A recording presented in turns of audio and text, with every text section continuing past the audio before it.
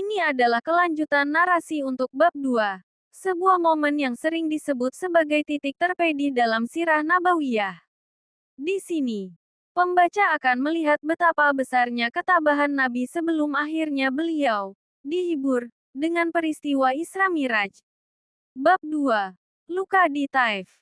Harapan itu sempat membuncah saat Muhammad menempuh perjalanan jauh menuju Taif. Beliau berjalan kaki sejauh 60 km mendaki pegunungan yang terjal, meninggalkan Makkah yang mulai mencekam. Dalam benaknya, penduduk Taif yang terhormat mungkin akan menjadi pelindung baru bagi risalah ini. Namun, kenyataan lebih dingin daripada angin pegunungan Asir. Bukan sambutan hangat yang beliau terima dari para pemuka Bani Thaqif, melainkan cemoohan yang merendahkan. Apakah Allah tidak menemukan orang lain selain kau untuk diutus? Tanya salah satu dari mereka dengan tawa yang menghina. Puncak penderitaan itu terjadi saat Muhammad melangkah pergi meninggalkan kota. Para pemuka Taif mengerahkan budak-budak dan anak-anak kecil untuk berbaris di sepanjang jalan. Mereka tidak hanya membawa makian, tapi juga batu-batu tajam. Prak, sebutir batu mengenai tumit beliau. Darah segar mulai mengalir, membasahi sandal kulit yang beliau kenakan hingga terasa lengket.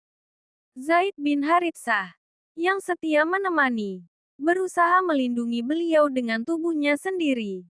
Namun hujan batu itu terlalu deras. Setiap langkah adalah rasa sakit. Muhammad terus berjalan di bawah sorak-sorai ejekan. Kepalanya menunduk. Darah mengucur dari luka-luka di kaki dan tubuhnya. Bukan rasa sakit fisik yang membuat hati beliau remuk, melainkan kenyataan bahwa mereka menutup pintu hidayah dengan kebencian yang begitu besar. Di sebuah kebun anggur milik Utbah dan Saibah, beliau akhirnya terduduk lemas. Napasnya tersengal. Beliau menyandarkan punggungnya pada tembok batu, mencoba menyeka darah yang mulai mengering di wajahnya. Dalam kesendirian yang menyayat itu, malaikat penjaga gunung menampakkan diri, menawarkan pembalasan yang setimpal. Wahai Muhammad, jika kau mau, aku akan benturkan dua gunung ini untuk menghimpit mereka. Dunia mungkin mengharapkan kemarahan dari seorang yang baru saja dihina dan disakiti. Namun, Muhammad adalah samudera kasih sayang.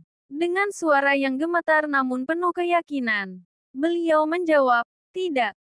Aku justru berharap dari tulang sulbi mereka akan lahir generasi yang menyembah Allah semata."